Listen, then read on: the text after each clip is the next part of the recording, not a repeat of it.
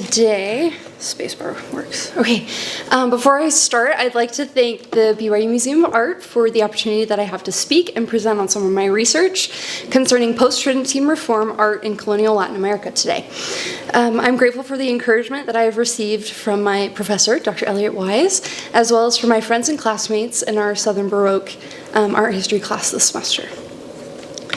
The focus of my presentation will be the 4 votive pieces found within the Spain and the Hispanic World exhibit entitled The Four Fates of Man, representing death, soul in hell, soul in purgatory, and the soul in heaven. I will attempt to highlight the often complicated relationship between artwork and place of origin through first discussing the purpose and process of Spanish wood sculpture, then establishing a picture of Spanish influence in colonial Ecuador, and finally elaborating on the post-colonial perspectives that can be applied to Manuel Chile, or Caspicara's pieces and beyond. To start us off on our discussion of the purpose and process of Spanish wood sculpture, which we've been very enlightened today to have received lots of presentations on. I want to highlight a statement made by the Carmelite nun, St. Teresa of Avila, in response to Montañez and Pacheco's depiction of the suffering crucificial image of the Christ of Clemency, which we can see up here. Open quote, "So strongly did I feel what a poor return I had made for those wounds, that my heart seemed to break, and I threw myself on the ground before him in a great flood of tears, imploring him to give me strength once more, and for all not to offend him again." And close quote. In this very powerful and emotional sentence, St. Teresa of Avila has made it clear exactly what motivates artists like Montañez and Pacheco in their creation of wooden sculptures, evoking devotion and inspiring emulation.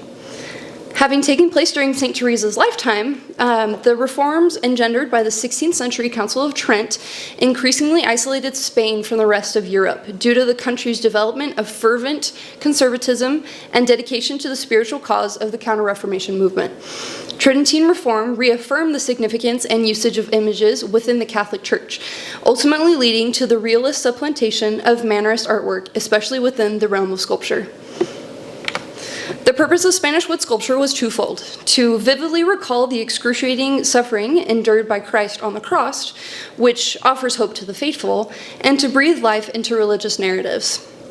To devout believers, these sculptures were not static forms, but living beings, adorned in regal costumes, paraded annually in solemn processions featuring a paso, or a float, just as is seen here in this picture from a modern-day procession in Spain. Themes vary from paso, but generally tend to focus on depictions of the Passion of Christ, the Virgin Mary, and other saints. These sculptures made the gospel real and tangible to the peoples of Spain, largely due to the combined skill, dedication, and devotion of sculptors and painters. These individuals had a particular talent in evoking emotional responses from their viewers. This is a little bit more technical. I'm going to go into a little bit more of an understanding of how these sculptures are made. So in order to understand the pathos emergent from these devotional pieces, it is necessary to briefly delve into the artistic process of Spanish wood sculpture and painters. To start, the sculptor would assemble and carve a wooden piece into a desired form, which would then be covered in multiple layers of glue and gesso to create a necessary smooth surface. I have some here. Thank you to the Education Library here at the museum. And I lost my train of thought.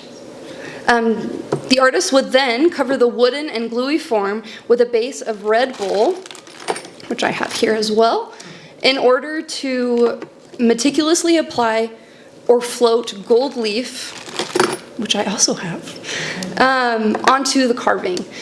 Working another layer of gesso to the composition, I don't need to show it to you guys, you've already seen it. The painter would then go in with egg tempera paint in order to bring color and vibrancy to the emerging figure. By use of embossing tools, which I have many of here, but they all have representative of different designs and were further used by the artist to expose the gold leaf underneath the layer of paint to create intricate and mesmerizing patterns, evoking the sense of devotion and mysticism that these sculptures can bring. The level of detail and dedication brought great devotion as a result of the sculptors, painters, and their realistic capabilities. The 16th century also saw the genesis and proliferation of Counter-Reformation ideals throughout what was termed as the New World. Although Spanish conquest and missionary efforts focused on the majority of the Americas, I would like to bring Ecuador, contained within Spain, colonial Spain's New Granada viceroyalty, which we can see up here in blue, to our focus on a discussion on cultural and religious exchanges during this crucial moment of history. From the capital city of Quito, art from the capital city of Quito experienced a golden age throughout the 17th and 18th centuries. Ecuador's profitable textile economy was booming as a result of trade interactions between Mexico City, Lima, and Spain, which led to the further development, transmission, and exchanges of artistic techniques between various population groups. This included the evangelicalization of traditional indigenous American forms of artistic representation. Which we can see here in the feathered mosaic of Christ. Spanish religious imagery found its way to Quito through various religious communities, ultimately attaching itself to the city's sculptors, who inherited and mastered the Spanish tradition of realistic polychromy. Manuel Chile, otherwise known as Caspicara, contributed significantly to Quito's rich sculptural heritage through his attributed works that we see on display in our exhibit upstairs.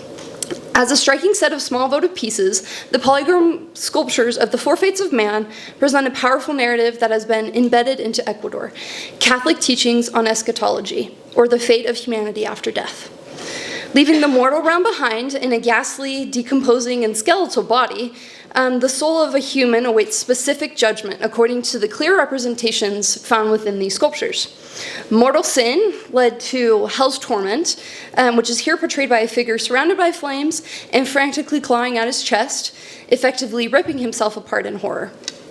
Penitent followers of evangelical thought are still surrounded by flames in the representation of soul in purgatory, yet feature a relievingly realistic, although emaciated, skin tone and body shape.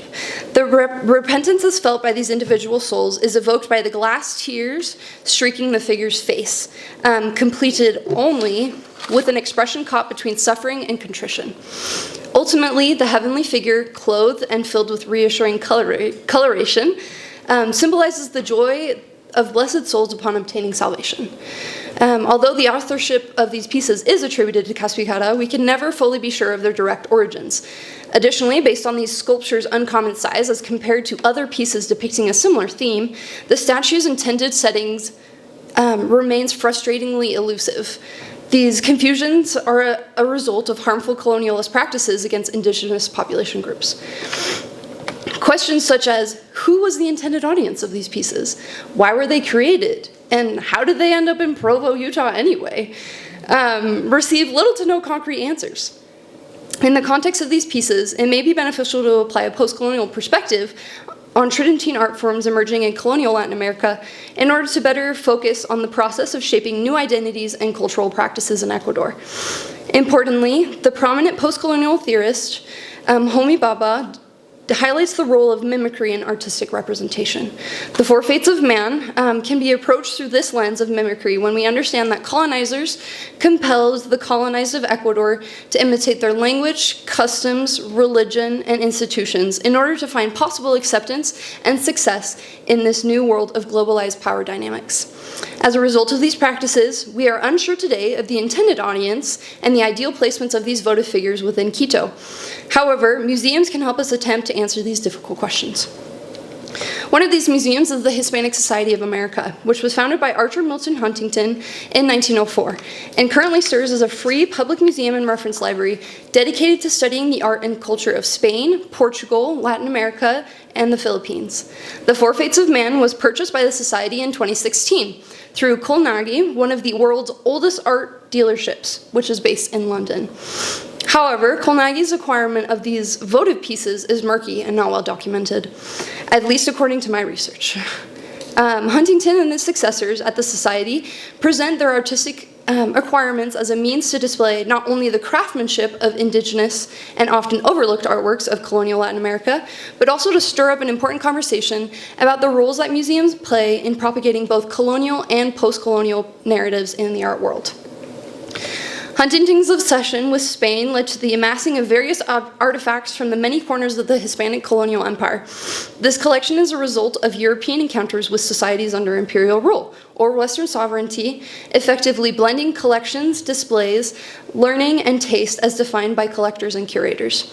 Overall, museums evoke a sense of the sacred, akin to a church. They house the hearts and souls of nations and faiths, facilitating transcendental experiences through hushed whispers and quiet pondering. However, modern museums must also grapple with bridging anthropological methods, artistic reflection, and contradictions between past and present cultural understandings of societies from which these artifacts have been extracted. The Hispanic Society is in a prime position to facilitate these kinds of conversations, experiences, and interactions between the past, the present, and the future in whole new ways of understanding. The presence of the four fates of man within a museum collection does give us, as museum attendees, an incredible occasion to contemplate the purpose of these votive figures, yet cannot provide the full emotional experience it was designed to accomplish, ultimately robbing us from a crucial interaction. To conclude, I want to make it clear that I am advocating for a change in our approach to museum attendance. Similar to the heritage of Spanish wood sculptures, Caspicara's miniature votive figures are meant to be interacted with in a personal, meaningful, and touching way. This doesn't mean that the figures on display right now should be held and touched, but rather should be approached in a more intentional purpose than just as a curious addition to the museum or as an afterthought. Just as these figures were shaped, morphed, and detailed to perfection, we can also be molded into new creatures of museum attendance, conscious of the intermingling of various cultures, narratives, and creative processes present in colonial Latin America. Thank you.